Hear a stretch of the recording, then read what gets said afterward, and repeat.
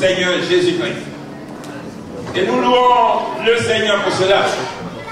Nous le faisons une fois sur 2 mois et par la grâce de Dieu, le Seigneur agit. Nous avons des résultats. Pour le prochain baptême du 20 avril, sur 20 candidats, nous avons 15 jeunes inscrits. Amen. Gloire à Dieu. Et la gloire revienne vraiment au Seigneur. Jeunesse en mission avec un cœur consacré. Nous bénissons de notre Seigneur. Nous avons un invité, un orateur qui est aussi jeune. Il est le responsable régional des jeunes de notre fédération PEPEC. Et il a fait beaucoup de choses avec les jeunes. On a déjà organisé une rencontre des jeunes avec lui à Voltaire, Paris 11e. Et c'était beau. Il est là ce matin pour les encourager. Il est pasteur, il a son assemblée à Poissy. Et par la grâce de Dieu, le Seigneur l'aide. Amen, avec son épouse.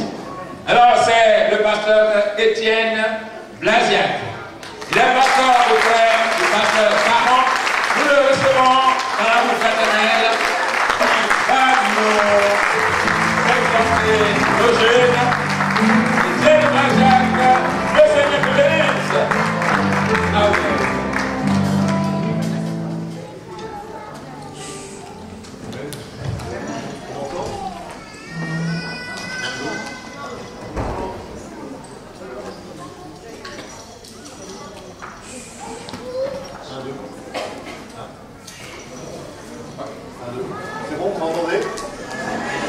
Seigneur soit béni, je me réjouis d'être avec vous ce matin. Et je m'attendais à parler qu'à des jeunes, mais je vois qu'il y a des jeunes et des jeunes aussi. Je crois que ce message s'adresse à chacun d'entre nous. Ça s'adresse particulièrement aux jeunes, mais quelle que soit notre tranche d'âge, de vraiment nous encourager à retenir ce que le Seigneur veut nous dire ce matin.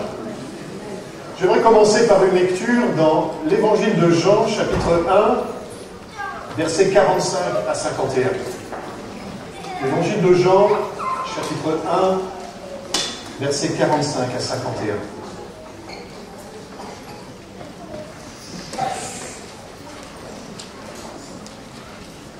Je lis au nom du Seigneur.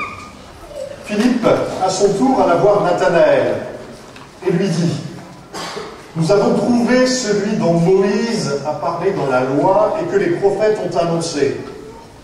C'est Jésus, le fils de Joseph, de la ville de Nazareth. De Nazareth, répond Nathanaël. Que peut-il venir de bon de Nazareth? Viens et vois par toi-même, répond Philippe. Jésus vit Nathanaël s'avancer vers lui, alors il dit: voilà un véritable Israélite, un homme d'une parfaite droiture. D'où me connais-tu? Lui demande Nathanaël. Avant même que Philippe t'appelle, lui répondit Jésus, lorsque tu étais sous le figuier, je t'ai vu. Maître, s'écria Nathanaël, tu es le Fils de Dieu, tu es le roi d'Israël. Tu crois, lui répond Jésus, parce que je t'ai dit que je t'ai vu sous le figuier? Tu verras de plus grandes choses encore. Et il ajouta, oui, je vous l'assure, vous verrez le ciel ouvert et les anges monter et descendre entre le ciel et terre, entre ciel et terre, par l'intermédiaire du Fils de l'homme. Amen. Il est question d'avoir un cœur consacré pour la mission. La mission, pour accomplir la mission que Dieu nous a confiée. Et cette mission, c'est de faire de toutes les nations des disciples et baptiser au nom du Père, du Fils et du Saint-Esprit. C'est de faire des disciples. Moi, je veux voir la gloire de Dieu se manifester. Je veux voir des anges descendre du ciel. Je veux voir la gloire de Dieu comme il est écrit dans ce verset 51. Oui, je vous l'assure, vous verrez le ciel ouvert et les anges de Dieu monter et descendre entre ciel et terre par l'intermédiaire du Fils de l'homme. Quand je lis ce texte, ça me rappelle étrangement la vision qu'a reçue Jacob à Bethel.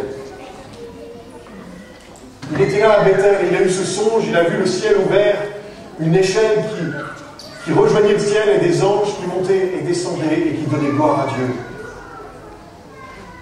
Souhaitez-vous cela ce matin? Souhaitez-vous voir la gloire de Dieu dans votre vie, dans votre vie? J'entends les plus jeunes de ce côté-là, je voudrais entendre les encore plus jeunes ici. Est-ce que vous souhaitez voir la gloire de Dieu? Servir Dieu, voir sa gloire au quotidien. Et j'aimerais qu'on puisse nous pencher un petit peu sur Nathanaël. Est-ce qu'il y a des Nathanaël dans la salle? J'ai pu comprendre que oui. Ok, levez la main. Un Nathanaël.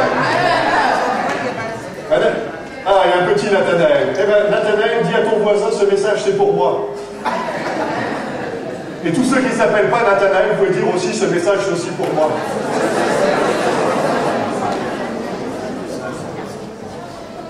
Nathanaël est présenté par Jésus comme étant quelqu'un de droit, un cœur sincère, un cœur sans détour, un cœur intègre. Et j'aimerais appuyer sur le mot sincère. Alors il semblerait, d'après l'étymologie du mot sincère, que ça vienne du latin sincere, sans cire. Il n'y a pas de cire. Alors là encore, j'ai fait quelques recherches et il se trouve que au temps de l'Antiquité, certains colmataient les brèches des pots qui étaient usagés en mettant de la cire pour le faire paraître neuf et ils les vendaient comme cela. Et vous pensez bien qu'un pot, s'il y a des trous, des fêlures qui sont bouchées à de la cire, avec de la cire, quand on met de l'eau chaude dedans, ça ne tient pas longtemps. L'eau va s'échapper. Et il fallait que les vendeurs, les gens se sont fait piéger plusieurs fois, et les vendeurs de l'époque certifiaient que leur peau était sincérée, sans cire, sincère. Ils étaient faits d'une seule pièce, ils étaient entiers, sans défaut, sans vice caché. Et je voudrais m'arrêter sur le cœur de Nathanaël. Il est sincère, sans cire, il est entier. Il est sans vice caché. Il est honnête. Sincère, entier, droit. Ce sont les caractéristiques du cœur de Nathanaël. Je cite les paroles de Jésus.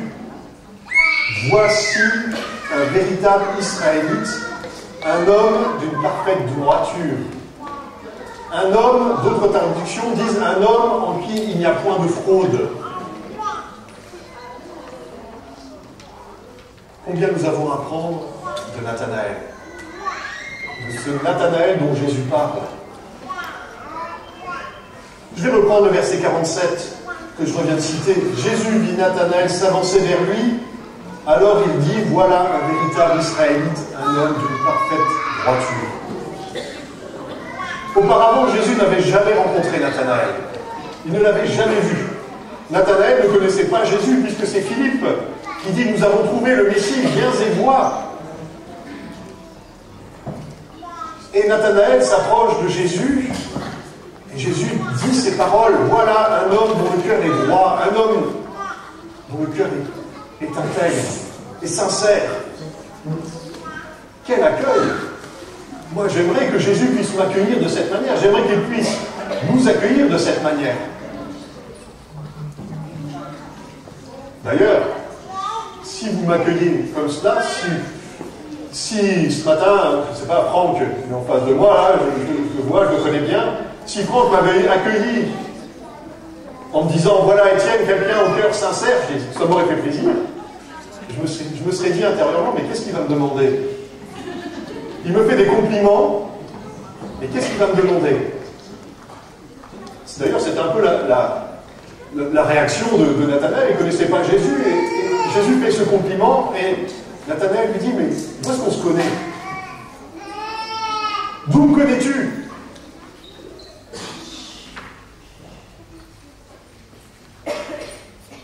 Jésus savait ce qu'il faisait en interpellant Nathanaël de cette manière.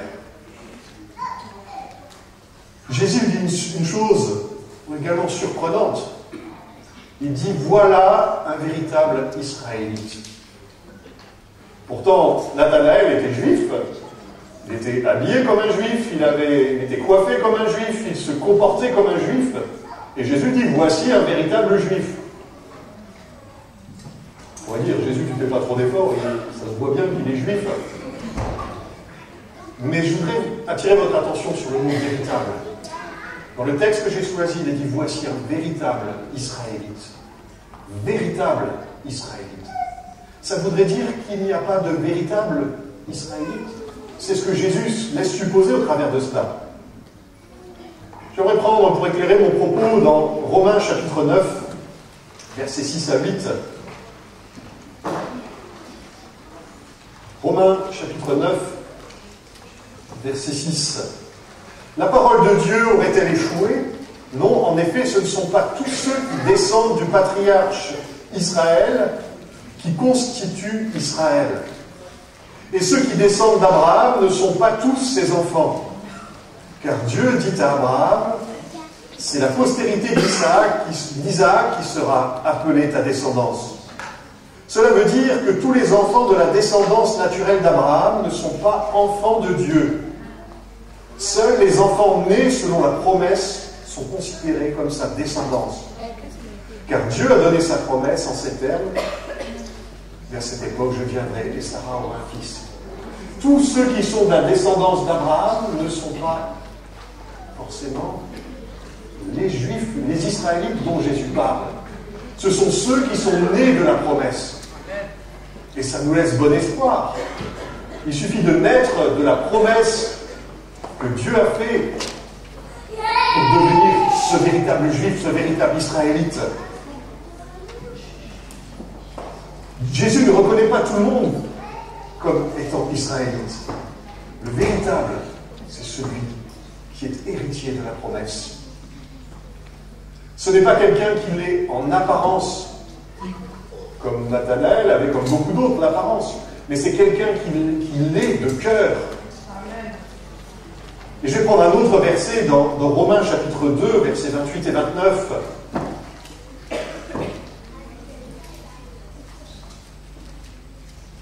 Romains chapitre 2, verset 28.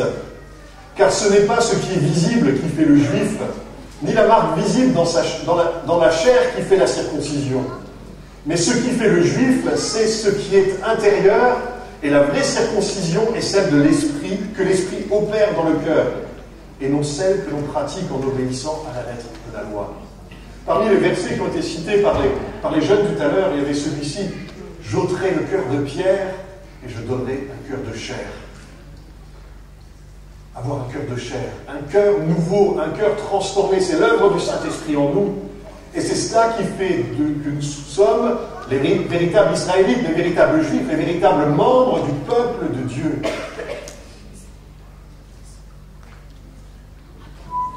Le véritable Juif est celui qui adore Dieu de tout son cœur. Son cœur, il est question de cœur ce matin. De toute son âme, de toute sa pensée, tout son cœur, toute son âme, toute sa pensée. Romains 2, verset 29, il nous dit que le véritable juif reçoit sa louange non des hommes, mais de Dieu. Et quand je lis ces passages, je repense à Nathanaël. Jésus a reconnu Nathanaël comme étant un véritable juif. Il reçoit sa louange de la part de Jésus. Ce que dit Jésus de Nathanaël est vrai. Jésus ne va pas flatter Nathanaël simplement pour qu'il soit bien, pour le mettre en avant. Non, le cœur de Nathanaël était réellement sans fraude. Il était droit. Et c'est ce que Jésus va mettre en avant. Nathanaël est un Israélite selon la pensée de Dieu. Un homme sincère, d'une parfaite droiture et sans fraude. Et j'aimerais faire le contraste avec le monde dans lequel nous sommes. Les jeunes, dans le sketch tout à l'heure, ont bien mis en avant la futilité de ce monde. Ont bien mis en avant le monde actuel et tout ce qu'il présente. ce soit la musique, que ce soit la drogue, l'alcool, que ce soit la célébrité, que ce soit la mode, tout cela n'est que futilité, ça n'apporte que de l'apparat, que l'extérieur. Tout est dans le visuel. Ce que je vois dans ma télé, peu importe l'écran, qu'elle fasse 44 pouces, qu'elle soit 16 neuvième, qu'elle soit encore 4 tiers, ce que je vois dans ma télé, pour moi, c'est la vérité. Attention à cela. Ce que je vois n'est pas forcément la vérité. C'est une réalité, certes, mais ce n'est pas la vérité.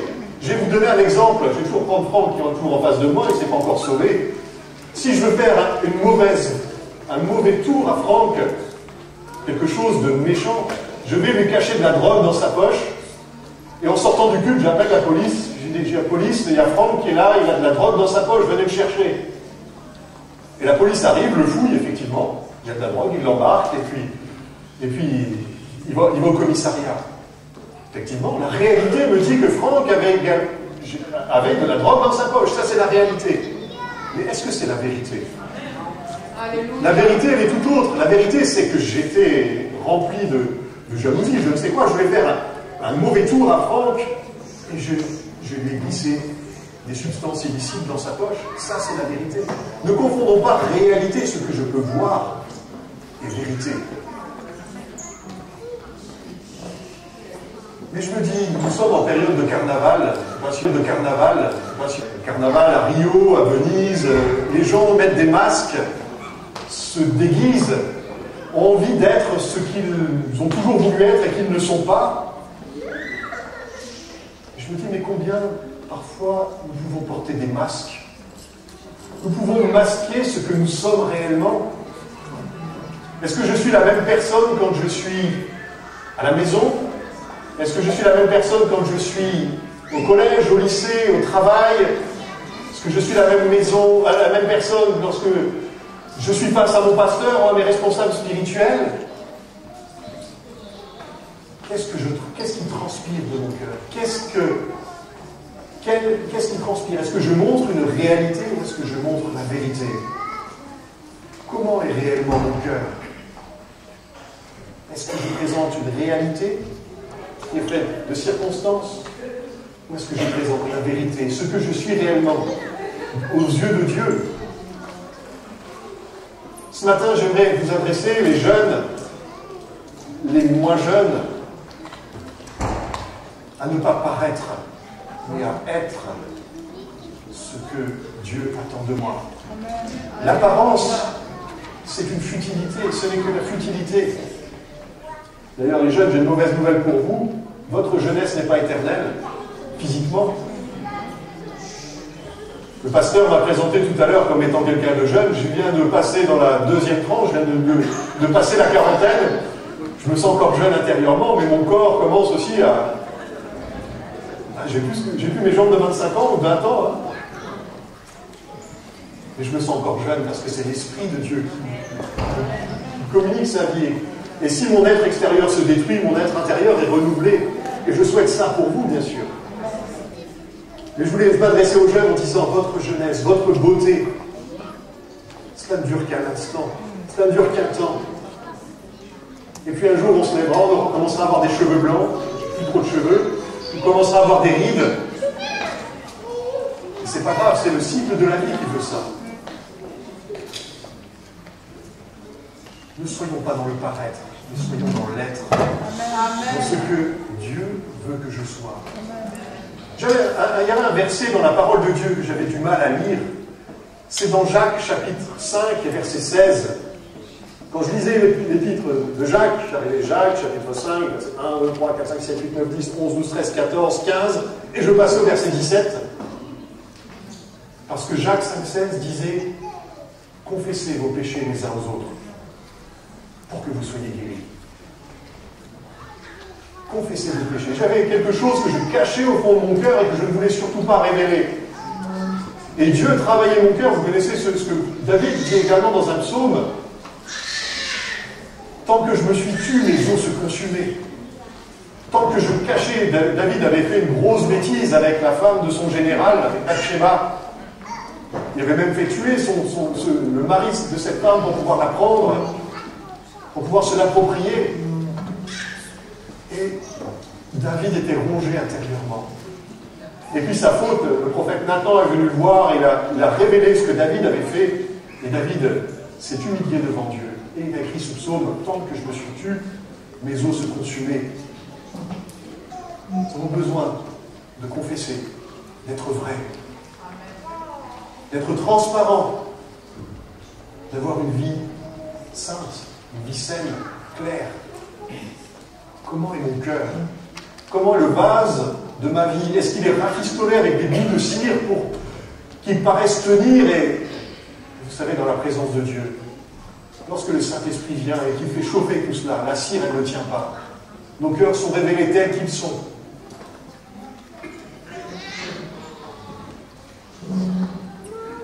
Il est important de s'ouvrir à Dieu déjà, de confesser son péché, je crois même de prononcer les mots de dire, Seigneur, je te demande pardon pour telle et telle chose dans ma vie. Il est important aussi parfois de se faire accompagner par des responsables spirituels, par un pasteur, par le responsable de jeunes, par un ancien. Vous allez voir cette personne et dire, voilà, tes frères, sœurs, j'ai tel problème, est-ce que tu peux prier avec moi? Confessez vos péchés les uns aux autres et priez les uns pour les autres afin que vous soyez guéris. La prière fervente du juste a une grande efficacité, une grande efficace.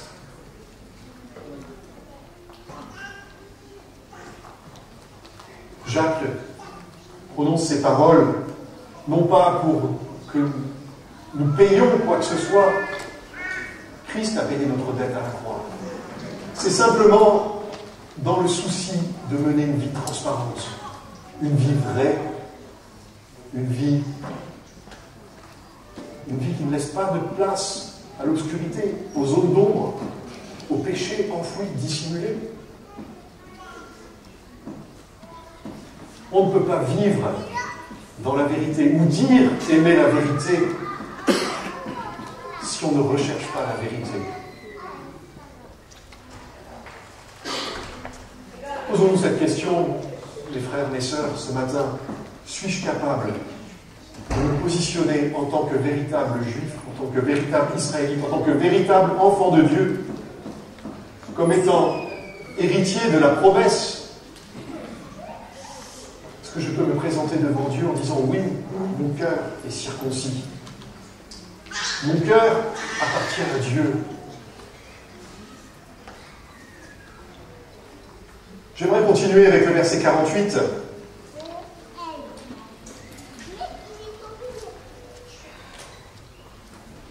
Jean chapitre 1, verset 48 et 49. D'où me connais-tu? Lui demanda Nathanaël. Jésus dit à Nathanaël, c'est quelqu'un dont le cœur est sans fraude, un cœur droit, un cœur intègre. Nathanaël va réagir en disant, d'où me connais-tu? Lui demanda Nathanaël.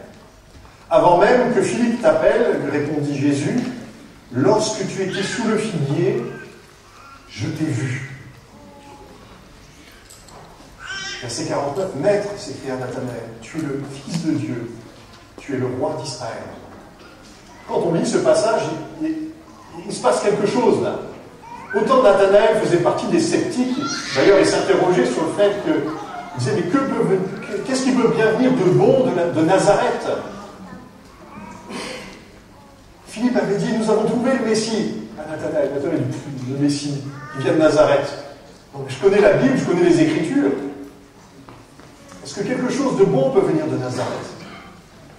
Il était sceptique, mais bon, il a voulu faire plaisir à Philippe, et il est allé voir. Et Jésus, il dit, voilà, un homme dont le cœur est sans fraude.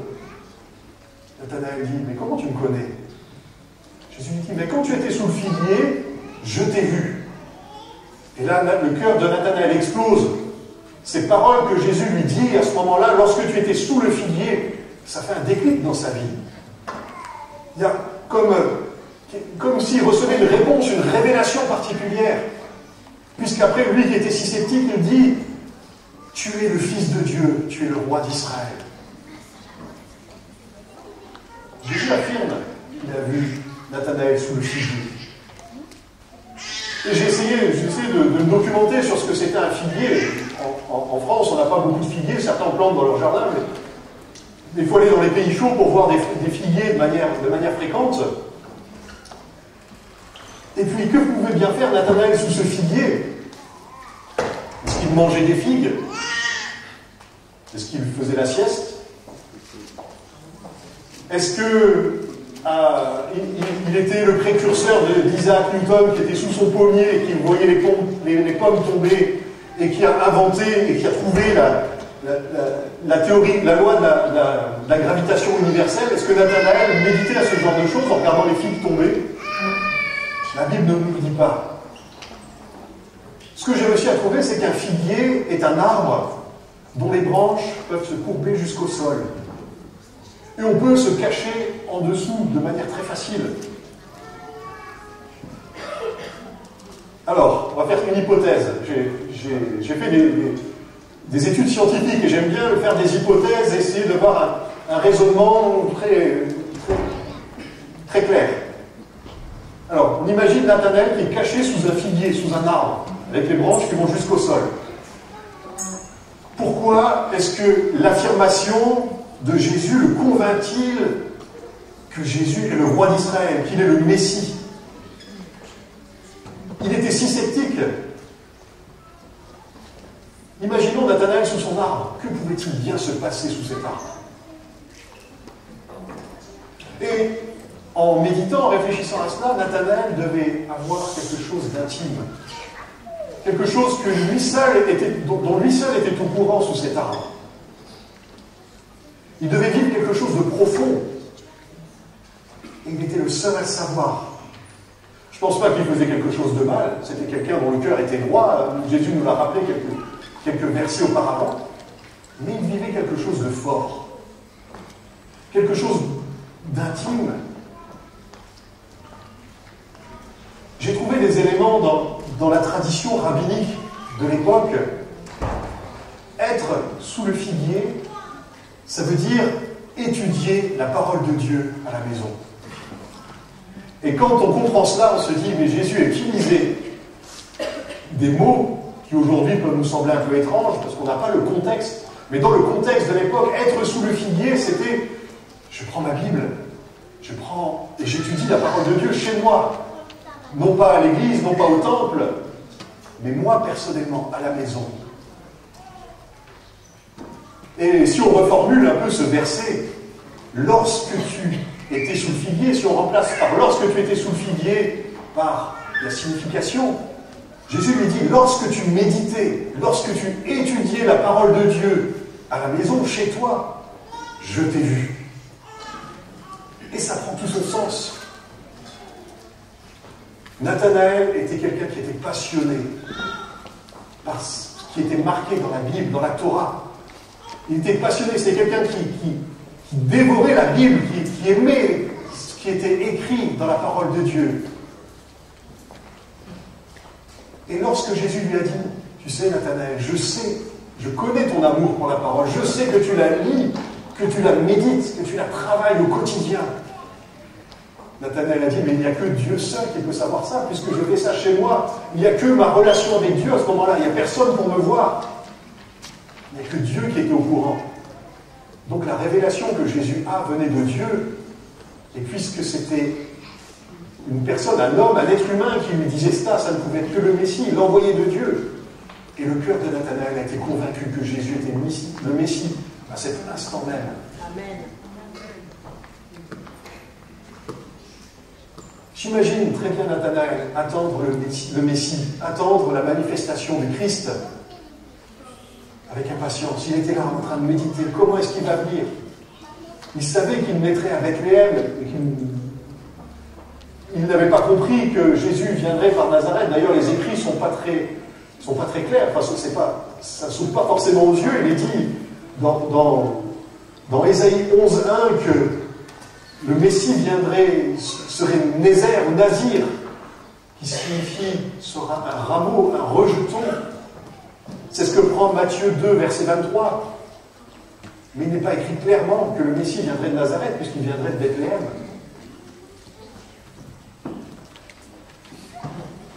Mais la réaction qu'il a eue en disant, mais Que peut-il venir de bon de Nazareth? Moi, me montre qu'il avait une passion pour la vérité, une passion pour la parole de Dieu qui est la vérité.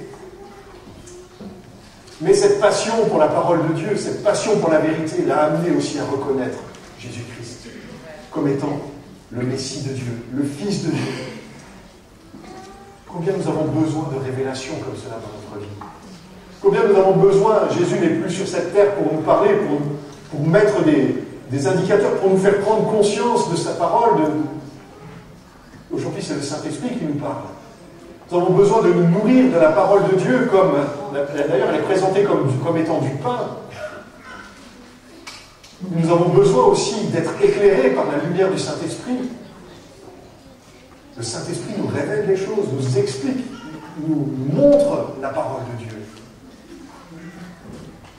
La recherche de la vérité passe par du temps avec Dieu sous le figuier. Peut-être, si vous avez un jardin, vous pouvez planter un figuier. Mais le mieux, si vous voulez passer du temps sous le figuier dans la présence de Dieu, c'est dans votre chambre. Comme il est dit dans Matthieu 6,6. Mais toi, quand tu veux prier, va dans ta pièce la plus retirée. Verrouille ta porte et adresse ta prière à ton Père qui est là dans le lieu secret. Et ton Père qui voit dans le lieu secret te le rendra. C'est ça le figuier. C'est avoir du temps, une intimité avec Dieu. Avoir du temps, prendre du temps dans sa présence. Le louer, le glorifier, lui exprimer ses besoins, lui exprimer ses désirs. Prier pour les uns, pour les autres. Ça, c'est parler à Dieu. Mais dans toute relation, il faut qu'il y ait un dialogue qui s'instaure. Je parle à Dieu, mais si je n'entends pas me parler, il me manque quelque chose. C'est un dialogue de sourds, sinon. Dans mon culte personnel, c'est bien, je peux parler à Dieu en lui priant, en lui demandant, mais j'ai aussi besoin d'ouvrir ma parole. Amen. Et dire, Seigneur, qu'est-ce que tu as à me dire aujourd'hui? Qu'est-ce que tu as à me dire ce matin? J'ai besoin de t'entendre me parler. Non pas comme un horoscope. Seigneur, qu'est-ce qui va m'arriver aujourd'hui? Vous connaissez peut-être cette histoire d'un homme qui dit, moi je veux faire tout ce qui est marqué dans la Bible. Il prend la Bible, il l'ouvre, et il tombe sur le passage où Judas est parti se pendre. Et il dit, Seigneur, tu veux vraiment que j'aille me pendre? Alors il dit, Seigneur, je t'ai dit que j'allais faire cela. Alors il va se pendre. Heureusement, la corde, elle casse. Il dit, ouf, merci Seigneur. Le lendemain, il dit, Seigneur, je veux vraiment faire ce qui est dans ta parole. Il ouvre la Bible au hasard, et va et repens-toi. Il y a un jeu de mots. Se repentir ou se rependre. C'est pas une histoire vraie, bien évidemment. Mais nous avons besoin d'entendre Dieu nous parler. Non pas comme un horoscope, non pas comme Seigneur, si je lis pas ma Bible, il va m'arriver des malheurs aujourd'hui. Non, c'est pas dans ce sens-là. C'est pas dans ce sens-là. C'est Seigneur, j'aimerais t'entendre me parler, j'ai besoin de toi aujourd'hui. J'ai besoin vraiment de ta présence. Je veux goûter à ta présence. Et je veux même prendre du plaisir dans ta présence. Les meilleurs moments que je prends dans la présence de Dieu, c'est quand je laisse tout de côté. Seigneur, je prends du temps avec toi parce que j'ai envie d'être avec toi. J'ai simplement envie d'être dans ta présence. J'ai toujours plein de choses à faire. Je suis pasteur, je travaille aussi à côté. J'ai une vie de famille, j'ai une épouse, j'ai 3 enfants. Mais les meilleurs moments que je prends dans la présence de Dieu, c'est lorsque je mets tout de côté, je m'enferme dans ma chambre. Je dis, Seigneur, maintenant, je prends du plaisir avec toi. Et là, il y a un véritable dialogue, un véritable échange. Nathanaël, un homme dont le cœur est sincère, qui recherche la vérité. Verset 51 de Jean chapitre 1. Jésus ajouta, oui, je vous l'assure, vous verrez le ciel ouvert et les anges de Dieu monter et descendre entre le ciel et la terre par l'intermédiaire du Fils de l'homme. Puisque Nathanaël a cru, lorsque Jésus lui a annoncé qu'il était sous le figuier, il verra la gloire de Dieu au travers de Jésus-Christ. C'est exactement la même chose qui s'est passée lorsque Jacob était à Bethel. C'est par la révélation de qui est Jésus que l'on peut goûter à la pleine présence de Dieu. Et tout débute par une recherche sincère de la vérité. Et la vérité passe par être transparent, avoir un cœur pur, un cœur droit. Si nous sommes sous le figuier en train de lire la Bible, en train d'avoir un temps de communion avec Dieu, et que Dieu va nous parler, va nous faire connaître ce qu'il attend de nous, il va nous parler, cela doit susciter de l'espérance en nous. Combien le monde autour de nous est plein de désespoir. Nous sommes remplis d'espérance. Nous savons que Dieu prend soin de nous au quotidien. Jésus est venu pour que ses brebis aient la vie et qu'elle ait en abondance. Mais il est venu aussi pour que nous ayons la vie éternelle. Et notre vie sur terre n'est qu'un passage vers l'éternité. Et moi, j'aime vraiment m'imaginer comment ce sera au paradis. Déjà, Dieu va commencer par me consoler. Il va prendre le temps qu'il faudra pour essuyer toutes les larmes de mes yeux. Il prendra chacun, et tous ceux qui partiront au paradis, prendra le temps qu'il faudra. On aura le temps, on aura l'éternité. Mais il essuiera lui-même toutes larmes de nos yeux. Et je sais qu'au paradis, ce ne sera pas quelque chose, ce ne sera pas un endroit où on va s'ennuyer, de se dire, mais l'éternité, qu'est-ce que ça va être long? Qu'est-ce qu'on va bien pouvoir faire? Non, je crois qu'on aura des choses à faire. Nous glorifierons Dieu, mais nous aurons aussi la capacité de créer, de travailler, d'être. Et il n'y aura plus ni jalousie, on ne pourra pas jalouser son voisin parce qu'il réussit peut-être mieux que nous. Nous travaillerons pour la gloire de Dieu. Et j'imagine le paradis comme un endroit vraiment extraordinaire. Même le plus beau des endroits sur terre sera rien. On considérera ça comme une décharge publique lorsqu'on sera auprès de Dieu.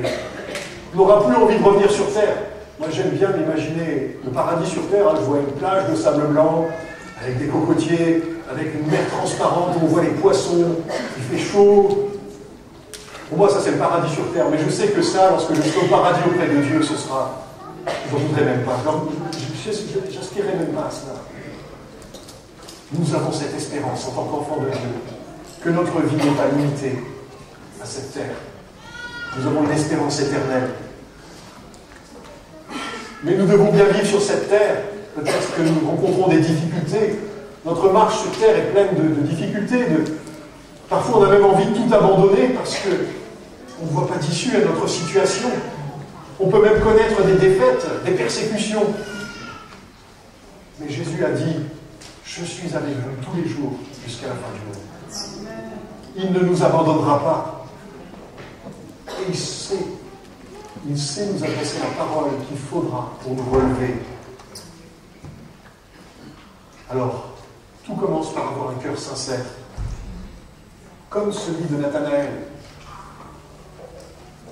Si je manque de sincérité, de vérité dans ma vie, il est temps aujourd'hui de prendre cette décision, de dire Seigneur, tu connais mon cœur. Ce psaume 139, je ne l'avais pas noté dans mon message, mais il me travaille en ce moment. Ça fait plusieurs semaines qu'il me revient fréquemment. Et psaume 139, verset 23. C'est une prière que je vous engage à faire. Mais attention, si vous faites cette prière, elle va ébranler votre vie. Si vous la faites d'une manière sincère, authentique. Psaume 139, versets 23 et 24. Sonde-moi, ô Dieu, pénètre mon cœur. Examine-moi, regarde si mon cœur est sensible et sincère. Et pénètre les pensées qui me bouleversent. Considère si je suis sur le chemin du mal et dirige-moi sur la voie de l'éternité. Si je fais cette prière en toute sincérité devant Dieu, il va se passer des choses. Ça veut dire que je veux que Dieu, la vérité de Dieu, la lumière de Dieu pénètre dans mon cœur. Et il va se passer des choses. Dieu va intervenir. Il va sûrement m'ébranler, il va sûrement ébranler mes conceptions, mes habitudes. Mais tout cela, c'est pour mon bien. Si je manque de sincérité dans ma vie, Dieu me donne rendez-vous sous le figuier, dans sa présence, et il travaillera mon cœur. Il travaillera notre cœur, comme il l'a fait pour Nathanaël. C'est lui qui est le divin potier. C'est pas moi. C'est pas moi qui peux recoller les morceaux de ma vie, c'est Dieu seul. Amen. J'aimerais juste, pour terminer mon message, j'aimerais qu'on puisse baisser nos têtes et qu'on puisse examiner notre cœur, laisser le Saint-Esprit examiner notre cœur. Il est question d'avoir un cœur consacré pour servir. Nous voulons voir, je crois, la main de Dieu, la vie de Dieu se manifester dans notre quotidien. Et moi, j'aimerais vraiment faire cet appel. Est-ce que nous voulons ce matin avoir un cœur sincère, droit, aimer la vérité,